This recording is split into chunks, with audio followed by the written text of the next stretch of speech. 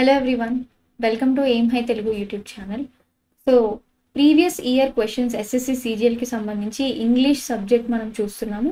Already 2 shifts నేను upload చేశాను. 27th July 2023 ఎగ్జామ్కి సంబంధించి షిఫ్ట్ 3 షిఫ్ట్ 2 అప్లోడ్ చేయడం జరిగింది. ఇప్పుడు షిఫ్ట్ 1 కూడా మనం చూసేద్దాం. Okay, so let's get started.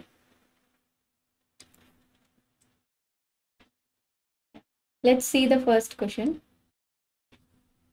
Select the most appropriate meaning of the given idiom అంటారు. ఓకే, సో మనకి ఇక్కడ ఈడియం ఇచ్చి దాని మీనింగ్ అడుగుతున్నారు. కొన్ని చోట్ల ఏమంటారు, మనకి సెంటెన్స్ ఇచ్చి దానికి సూట్ అయ్యే ఈడియంని కనుక్కోమంటారు. ఓకే, సో ఇక్కడ మనకి హార్డ్ నట్ టు క్రాక్ అని ఒక ఈడియం అయితే ఇచ్చారు. So hard nut which is not it is not easy to crack అని.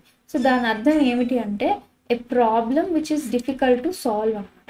ఓకే రైట్, ఒక సిచ్యువేషన్ ఏదైనా సరే if it seems like a hard nut to crack అని అన్నాము అంటే that is very difficult to solve అనమాట. Okay, so to leave an effect అంటే అర్థం ఏమిటి అంటే you're leaving some impact is going to happen అన్నట్టు. Okay, a situation that can be altered అంటే సిచ్యువేషన్ని మనం మార్చచ్చు, there is a possibility of alteration of the situation అని.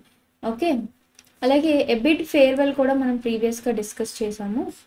It's about saying a goodbye అన్నమాట. Okay, moving on to the next question. Select the option that expresses the given sentence in passive voice. Okay, మనకి ఈ యొక్క sentence అనేది ఏ వాయిస్లో ఇచ్చారు, active వాయిస్లో ఇచ్చారు. మనం దీన్ని ప్యాసివ్ వాయిస్లో కన్వర్ట్ చేయాలి. So subject and object interchange చేస్తే సరిపోతుంది. సో మనకు అప్పుడు ఏం వస్తుంది, ప్యాసివ్ వాయిస్లో వచ్చేటప్పటికి subject plus have to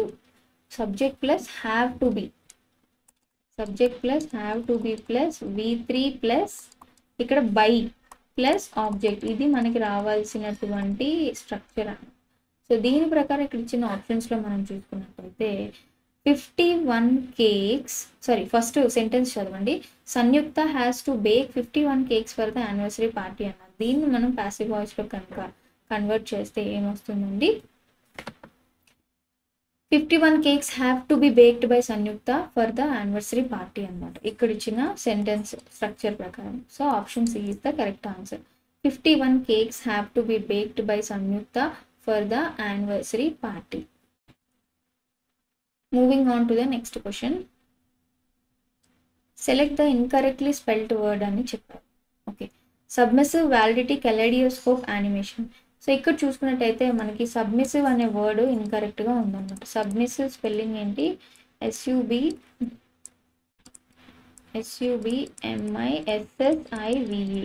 okay, ఇక్కడ సింగిల్ ఎస్ ఇచ్చారు కాబట్టి this is the wrong answer. So submissive meaning ఏంటి అంటే టు బీ ఒబీడియంట్, అంటే చాలా లొంగి ఉండడం అంటారు కదా, కామ్గా ఉండడం, దాన్ని మనం సబ్మిసివ్ అంటాం. వ్యాలిడిటీ అనేది మనకు ఆల్రెడీ తెలుసు, ఎంతవరకు అది అథెంటిసిటీ అనేది ఉంటుంది అని చెప్పేసి వ్యాలిడిటీ గురించి మాట్లాడతాం. కెలైడియోస్కోప్ అనేది ఇట్స్ అ టాయ్. యానిమేషన్ ఎలాగో మనందరికీ తెలుసు. Okay, moving on to the next question. Select the option that can be used as a one word substitute for the underline group of words in the given sentence అంటున్నారు. So underline sentence ఏమి ఇచ్చారు మనకి, the prime minister paid tribute to the mattress by laying circular arrangement of flowers. ఈ circular arrangement of ఫ్లవర్స్కి సంబంధించినటువంటి మనము one word substitute OWS అనేది find out చేయాలి. Circular arrangement of flowers అంటే మనము చూడండి ఇక్కడ వ్రెత్స్ అని అంటాం అనమాట. సో బొకే అంటే ఏమిటి అంటే ఒక బంచ్ ఆఫ్ ఫ్లవర్స్ని మనం బొకే అంటాం. అలాగే పాయిజెస్ అన్నా కూడా ఇట్స్ అంటే ఒక గుత్తుగా దాన్ని పట్టుకుంటే మనం పొజెస్ అంటాం. బడ్స్ ఇస్ నథింగ్ బట్ పిందని మనం బడ్ అంటాము. సో వ్రెత్ అంటే ఒక సర్క్యులర్ అరేంజ్మెంట్ ఆఫ్ ఫ్లవర్స్ని ఇట్లా సర్క్యులర్ అరేంజ్మెంట్లో చేసి పెట్టిన దాన్ని మనము వ్రెత్ అంటాం. అంటే మీరు చూసుకున్నట్టయితే చాలామంది మ్యాట్రిస్ చనిపోయేటప్పుడు ఒక ఇలా ఈ సర్క్యులర్ అరేంజ్మెంట్ ఇలా ఉంటుంది. దాని దండ అని చెప్పలేము, ఒక ఇలా ఒక ఫ్లవర్స్ని మొత్తం ఇలా సర్క్యులర్గా అరేంజ్ చేసి దీన్ని ఆ డెడ్ బాడీ మీద పెడతా ఉంటారు కదా, మనం చూస్తూ ఉంటాము, దాన్ని అనమాట వ్రెత్ అంటాం. Okay, select the most appropriate antonym of the underlined word. The village fair was cancelled due to incessant rains.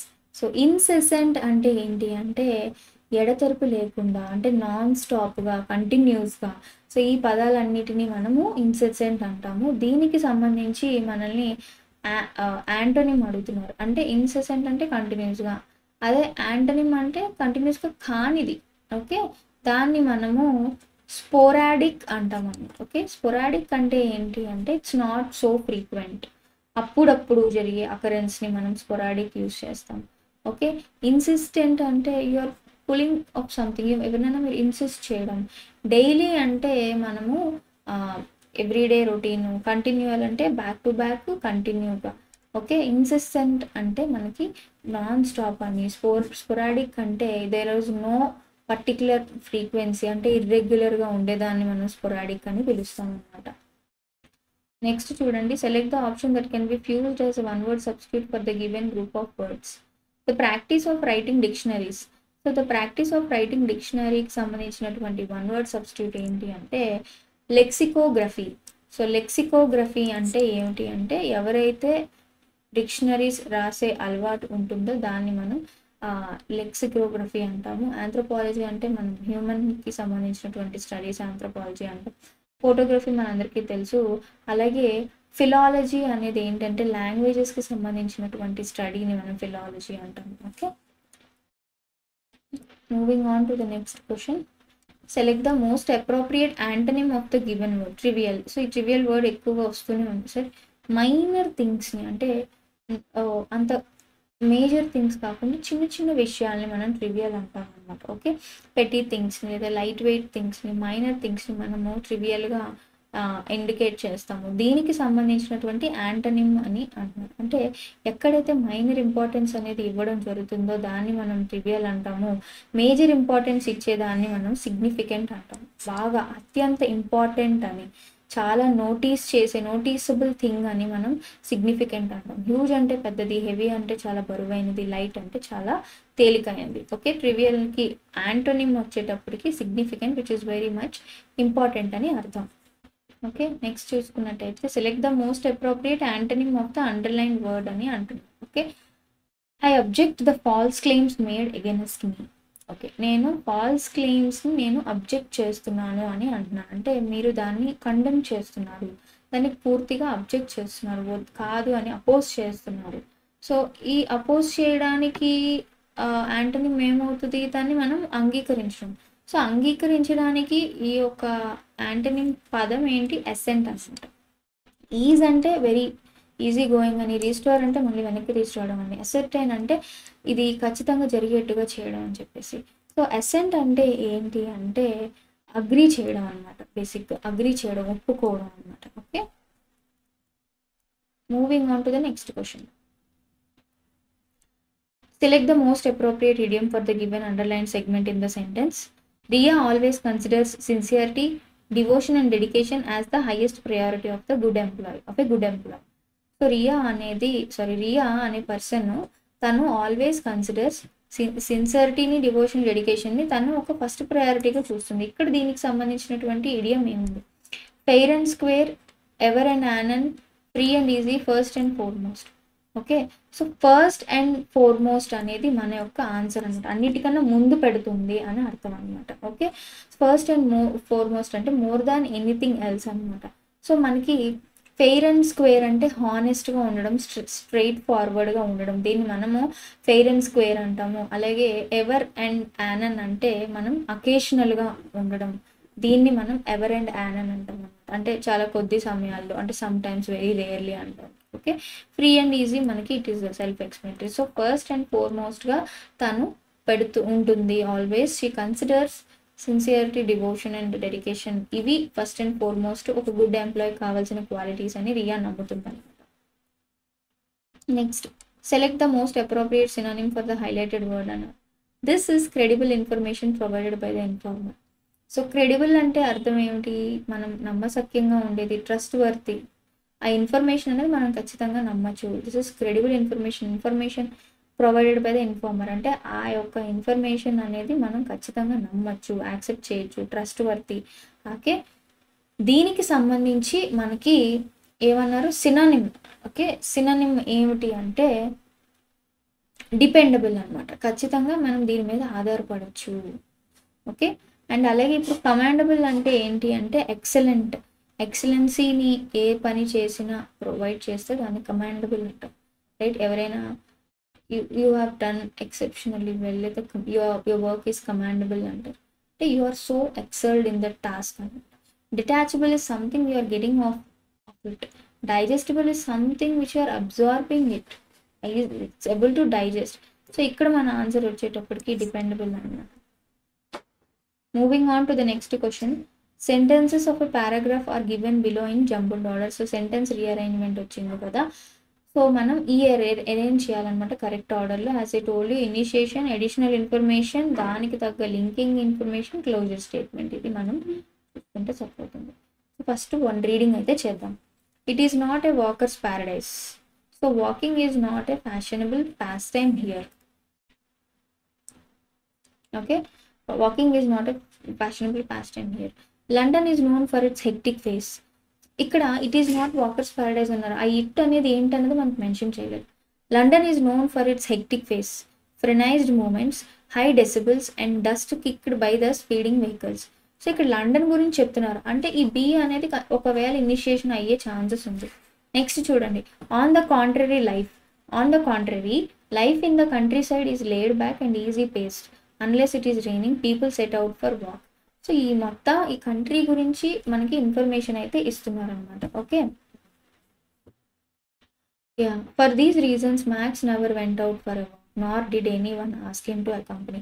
ఇక్కడ ఎక్కడ మనకి మ్యాక్స్ ఇన్ఫర్మేషన్ ఇవ్వలేదు, కానీ పైన ఉన్న 3 సెంటెన్స్లు లండన్ గురించి ఇస్తున్నారు. కాబట్టి మన యొక్క సెంటెన్స్ యొక్క ఇనిషియేషన్ అనేది లండన్తోనే స్టార్ట్ అవుతుంది. సో ఆప్షన్ బి అనేది మనకి ఫస్ట్ సెంటెన్స్ అవుతుంది. ఆప్షన్ బితో ఉన్నటువంటి ఆప్షన్స్ ఇక్కడ ఏమున్నాయి, ఇది లేదు, ఇది లేదు, ఇది థర్డ్ ఆప్షన్ ఒక్కటే ఉంది. కాబట్టి మనం క్లియర్గా మిగిలినవి కూడా వ్యాలిడేషన్ చేసుకోవచ్చు. చూడండి ఇప్పుడు చదవండి. London is known for its hectic pace, frenzied moments, high decibels and dust kicked by the speeding vehicles. Next, it is not a walker's paradise. అంటే ఇక్కడ ఈ వెహికల్ స్పీడింగ్గా వెళ్తున్నాయి అన్నప్పుడు ఇక్కడ నుంచి దీనికి additional information, it is not a walker's paradise. So walking is not fashionable pastime here. Next దీని linking చూడండి. On the contrary life in country side is laid back and easy paced.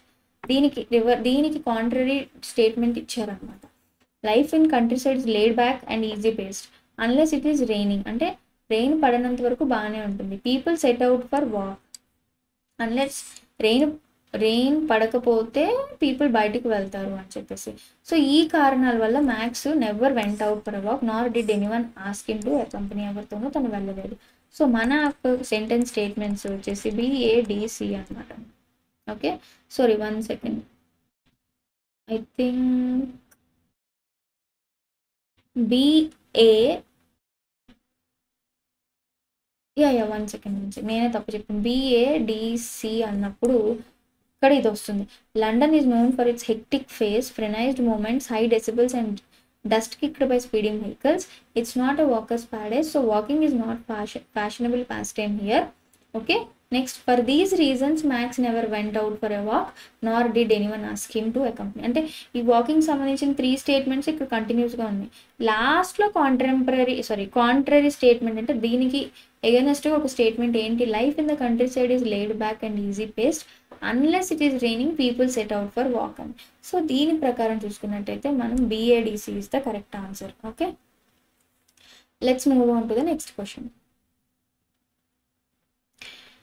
Select the most appropriate option that can substitute the underlined segment in the given sentence అన్నారు. He described about the scenery yesterday. So ఇట్లాంటి సెంటెన్సెస్కి 1 word substitutions కూడా మనం అంటే we need to try to make the sentence short. ఇక్కడ options చూడండి, same ఇచ్చారు. Described about the scenery, described the scenery, describing about the scenery, describe the scenery అన్నమాట. So ఇక్కడ మనం చూసుకున్నట్టయితే ఇక్కడ మనం 1 word సబ్స్టిట్యూషన్లో వచ్చేటప్పటికి he described the scenery. Yesterday అనేది మనకి అవసరం లేదు. He described the scenery, that's it, very simple. Underline segment about the scenery, no, he describe the scenery. ఆ సీనరీని డిస్క్రైబ్ చేశారు, దట్స్ ఇట్. ఓకే, ఇక్కడ ఎస్టర్డే అన్నప్పుడు మనకి ఇక్కడ ఐఎన్జీ ఫార్మాట్ రాదు. హీ డిస్క్రైబ్ అన్నది కూడా రాదు, బికాస్ మనకి ఆల్రెడీ జరిగిపోయిన దాని నుంచి మాట్లాడుతున్నాం కాబట్టి ఇక్కడ described about the scenery same option ఉంది కాబట్టి ఇది కూడా రాదు. So described the scenery is the right answer. Moving on to the next question. Select the option that expresses the given sentence in passive voice. Okay. My father is reading the newspaper. So మనకి ఈ question అయితే active వాయిస్లో ఇచ్చారు, మనల్ని ఇప్పుడు passive వాయిస్లో అడుగుతున్నారు. So ఇక్కడ మనం చూసుకున్నట్టయితే మనకి ఒక స్ట్రక్చర్ అనేది ఫస్ట్ ఆఫ్ ఆల్ మనం చూసుకోవాలి. సబ్జెక్ట్ ప్యాసివ్ వాయిస్లో ఏమొస్తుంది, మనం ఫస్ట్ ఆఫ్ ఆల్ గుర్తుపెట్టుకోవాల్సింది ప్యాసివ్ వాయిస్ యాక్టివ్ వాయిస్లో మనకి సబ్జెక్ట్ ఆబ్జెక్ట్ అనేవి ఇంటర్చేంజ్ అవుతాయి. ఓకే.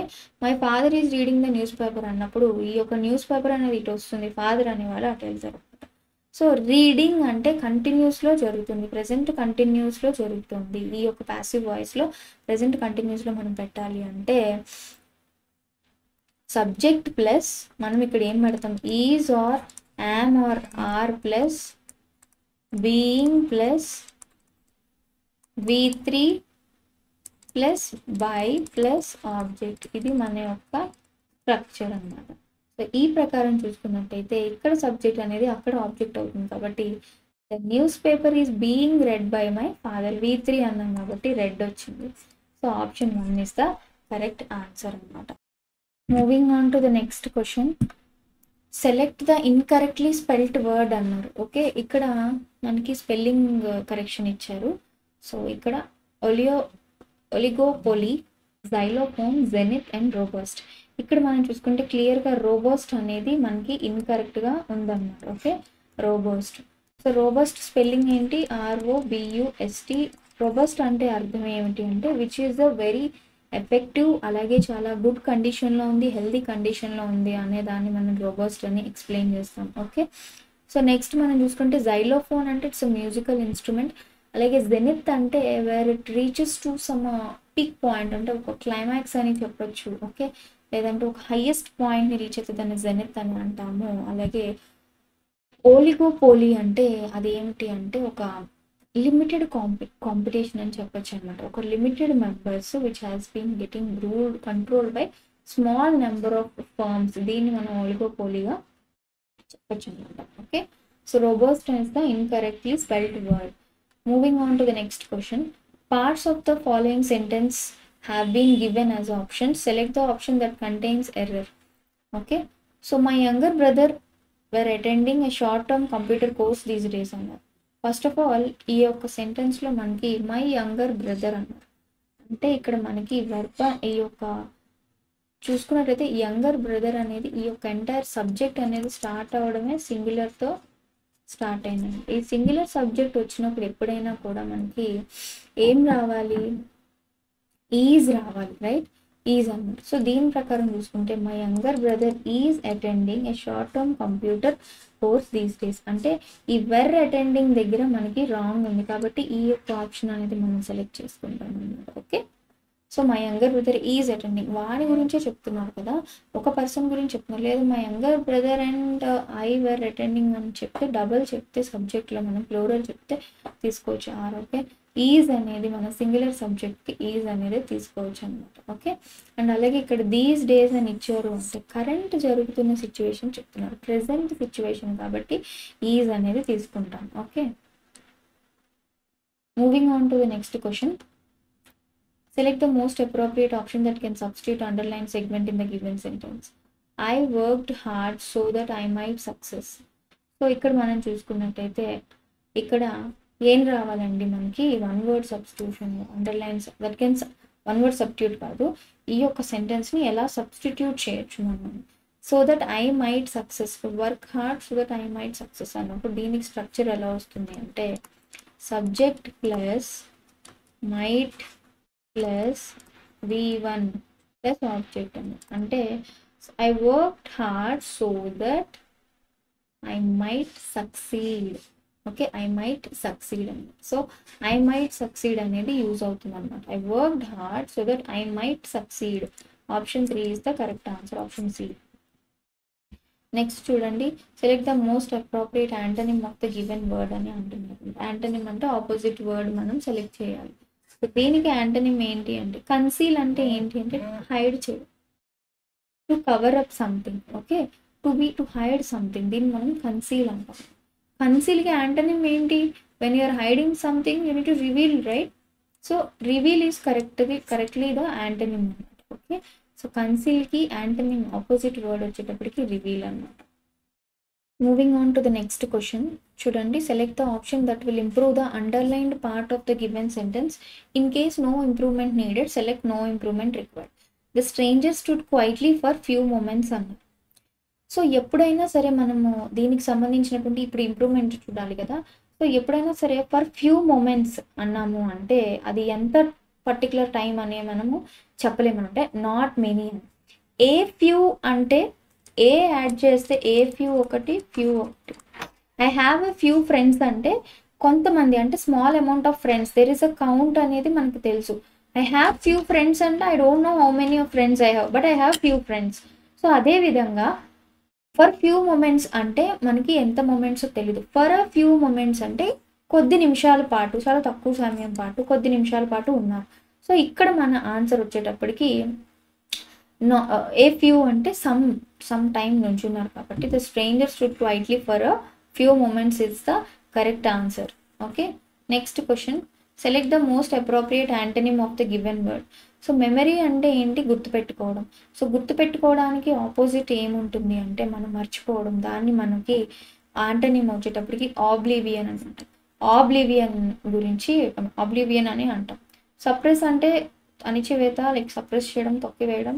రెట్రోస్పెక్షన్ అంటే పునరుద్ధారణ, like thinking about the things and we're retrospecting our self. Impart అంటే the way of communication. Okay, we are passing a message, imparting. Next question చూద్దాం.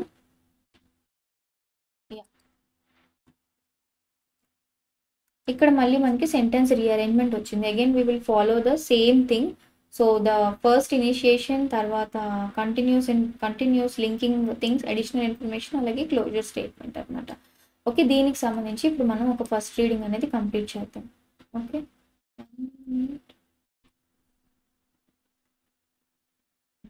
So sentence rearrangement అనేది చూద్దాము. Okay, so first మనం one reading complete చేద్దాం. Okay, the government's recent efforts have concentrated on strengthening these టైస్. So ఇక్కడ first సెంటెన్స్లో these టైస్ అన్నారు కానీ అది దేని గురించి అన్న ఇన్ఫర్మేషన్ లేదు కాబట్టి ఫస్ట్ది ఇనిషియేషన్ సెంటెన్స్ అయితే కాదు. The textile industry in India is one of the country's oldest, stretching back several centuries. The textile business is immensely diverse with hand-spun and hand-woven textiles at one end of spectrum and capital-intensive modern mills at other. Its ties to agriculture (for raw materials such as cotton) and the country's old history and traditions in terms of textiles set it apart from other sectors in the country. So ఇక్కడ మొత్తం entire thing అనేది textile industry గురించి నడుస్తుంది. Okay, so ఇక్కడ మనం చూసుకున్నట్టయితే textile industry ఇండియాలోనే ఒక ఓల్డెస్ట్ అని చెప్పి ఇనిషియేషన్ అనేది ఈ ఇండస్ట్రీ గురించి ఆప్షన్ బిలో తీసుకున్నారు కాబట్టి ఆప్షన్ బి అనేది మన ఫస్ట్ స్టేట్మెంట్ అవుతుంది. ఆప్షన్ బి ఉన్నటువంటి ఫస్ట్ స్టేట్మెంట్స్ ఇక్కడ ఏమున్నాయి చూడండి. ఇది కాదు, ఓన్లీ ఆప్షన్ సి ఉంది. ఆ రకంగా చూసుకుంటే బీసీడిఏ అనేది మన ఆన్సర్ అవుతుంది. ఇప్పుడు ఇది వ్యాలిడేషన్ అవుతుందో లేదో చెక్ చేసుకుందాం. The textile industry in India is one of the country's oldest, stretching back several centuries. Initiation దొరికింది. The textile business is immensely diverse with hand-spun, hand-woven textiles at one end of the spectrum and capital intensive modern mills at the other. అంటే దీని యొక్క description ఇంకా డీప్గా ఇక్కడ ఇచ్చారు. Next ఈ textile industry గురించి ఇక్కడ మళ్ళీ it's tight ties to agriculture and country's old history and tradition in terms of textiles set it apart from other sectors in country. So దీని యొక్క ఇంపార్టెన్స్ అనేది ఇక్కడ లింకింగ్ సెంటెన్స్గా ఇది ఉందన్నమాట. దీని తర్వాత ఫైనల్గా last sentence the government's recent efforts have concentrated on strengthening this ties అన్నమాట. సో ఈ యొక్క ఇక్కడ చూడండి ఇట్స్ టైట్ టైస్ అని అగ్రికల్చర్కి సంబంధించినటువంటి కంట్రీస్ ట్రెడిషన్కి ఉన్నటువంటి సంబంధాన్ని ఈ సెంటెన్స్లో మెన్షన్ చేస్తే దీనికి ఫైనల్ క్లోజర్ స్టేట్మెంట్ ఇచ్చారు. ఈ యొక్క బంధాలని బలపరచడానికి గవర్నమెంట్ రీసెంట్గా ఎఫర్ట్స్ చేస్తుంది అని చెప్పి ఈ విధంగా ఫాలోయింగ్ స్టేట్మెంట్స్ క్లోజర్ స్టేట్మెంట్ అనేది ఇలా క్లోజ్ అయిపోయింది. ఓకే, సో ఇలా చాలా ఈజీగా మీరు సెంటెన్స్ రీఅరేంజ్మెంట్ అనేది చేసుకోవచ్చు. సో ఫైనల్గా next question. So we came to cloze test. So So in the following passage, some words have been deleted. Read the passage carefully and select the most appropriate option in to fill the each blank. So మీరు ఫాస్ట్గా అవ్వడానికి మీరు ఎప్పుడైనా సరే easy method ఏంటంటే గ్రామాటికల్గా ఆ sentence వరకు చూసుకొని first option, second option, third option అనేది మీరు ఫిల్ చేసేసుకోవచ్చు అనమాట. Okay, yeah, okay, let's see. In the following passage, some words have been deleted. Read the passage carefully, select the most appropriate. Okay, I think, sorry, this one ikkada meeku double print ayindi. I'll delete this and send it to you. So ikkada nunchi start avutadi. Okay, paragraph. The civil service is an integral part of the government and plays a crucial role in implementing policies and programs that benefit the public. The dash of civil service is to ensure that the government is able to provide services to citizens in a timely and effective manner. అంటే civil services గురించి చెప్తున్నారు అనమాట. Civil servants are responsible for wide range of tasks including dash and dash. Okay, including dash, the implementation of policies and programs, managing budgets and providing advice to government officials. Civil services ఒక functionings గురించి చెప్తున్నారు. In order to perform their duties effectively, civil servants must have a deep understanding of government process as well as strong, third option lo manam ippudu pettalsi untundi, analytical skills. They must also be able to communicate effectively with a wide range of stakeholders including government officials, citizens and other organizations. So civil service servants gurinchi deep information anamata. To become a civil servant, individuals typically needs to pass a rigorous exam and undergo extensive training. Once they are appointed, civil servants, ఇది ఇక్కడ spelling mistake ఉంది, appointed ఇది, civil servants are expected to abide by a code of conduct that emphasizes impartiality, integrity and in carrying out their duties. Despite the challenges and demands of civil service work, it can be a highly rewarding career path, providing opportunities to make a positive impact on society and improve the lives of citizens. Whether working in a local, state or federal government agency, civil servants plays a vital role in dash democratic values and promoting the public good. So మొత్తానికి one reading అయితే అయిపోయింది. Entire ప్యాసేజ్లో మనం ఇప్పుడు civil service importance గురించి అయితే మాట్లాడుతున్నాం. So ఇక్కడ దీనికి ఇచ్చినటువంటి ప్యాసేజ్ క్వశ్చన్స్ అనేవి మనం ఇప్పుడు సాల్వ్ చేసేద్దాం. ఓకే, సో ఫస్ట్ చూడండి, ఫస్ట్ ఆప్షన్స్ ఏమి ఇచ్చారు, మ్యాండేట్, రికమెండేషన్, ఫంక్షన్ అని ఇచ్చారు అనమాట. ఓకే, సో ఇక్కడ చూడండి, ద సివిల్ సర్వీస్ అనేది integral part of the government and place a crucial role in implementing policies and programmes that benefit the public. The function of civil service అంటే function of civil service ఏంటి, ముఖ్య ఉద్దేశం దీని యొక్క function of civil service ఏంటి అంటే is to ensure that the government is able to provide services to citizens in a timely and effective manner. So ఇక్కడ option 4 function is the correct answer అనమాట.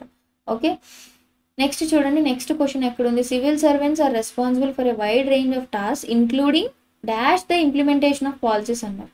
Including ఏంటి, promoting పాలసీస్ని implement చేసేదాన్ని promoting అంటారు, escalating అంటారు, developing అంటారు, managing option 4 is the correct answer. Managing the implementation of policies and programmes, managing the one second, yeah, correct, managing the budgets and providing advice to government. So ఇక్కడ మనకి managing, so వీళ్ళు wide range of టాస్క్లో manage చేసుకోవాలి. ఏంటి, implementation of policies and programmes, managing budgets and providing advice to government officials. In order to perform their duties effectively, civil servants must have a deep understanding of government process as well as strong a skills ఉండాలి వీళ్ళకి, strong problem solving skills అనేవి ఉండాలి. Technical skills కాదు, interpersonal skills కాదు, accounting అంతకన్నా కాదు, problem solving and analytical skills ఉండాలి. దేనికి అంటే understanding government process as well as strong problem solving and analytical skills అనేవి వీళ్ళకి ఉండాలన్నమాట. Next, they must also be able to communicate effectively with a wide range of stakeholders including government officials, citizens and other organization. To become a civil servant, individuals typically need to pass a rigorous exam and undergo extensive training. Once they are appointed, civil servants are expected to abide అంటే దానికి తగ్గట్టుగా మనము ఉండడం అనమాట. Okay, avoid పాటించడం by A code of conduct that emphasises impartiality, integrity and ఇక్కడ చూడండి, dash in carrying out their duties. So ఏం చూపించాలి వాళ్ళ యొక్క జాబ్లో, వాళ్ళు ఏం చూపించాలి అంటే వాళ్ళ చాకచక్యాన్ని చూపించాలి. అంటే వాళ్ళ యొక్క కేపబిలిటీస్ని డిఫైన్ చేసేది ఏంటి? ఎఫిషియన్సీ. సో వాళ్ళ యొక్క integrity and efficiency in carrying out their duties అనమాట. Efficiency is the correct answer. Next చూడండి, డిస్పైట్ ఎన్ని ఛాలెంజెస్ ఉన్నప్పటికీ కూడా demands of civil service work, it can be highly rewarding career path, providing opportunities to make a positive impact on society and improve the lives of citizens. Whether working in local, state or federal government agency, civil servant plays a vital role in dash democratic values and promoting public good. దేనికి వాళ్ళు ఈ democratic వాల్యూస్ని uphold చేస్తారు. Upholding the democratic values civil servants దేనికి help చేస్తారు అంటే, upholding అంటే ఏంటి? సపోర్ట్ చేయడం కదా. So to uphold the democratic values and promoting the public good అనమాట. సో ఫిఫ్త్ వన్ ఆన్సర్ వచ్చేటప్పటికి upholding is the correct answer. So with this we have completed 27th of July 2023 shift 1 question paper for English. Okay, so in the next video we will continue with the another previous year question paper. Okay, thank you so much.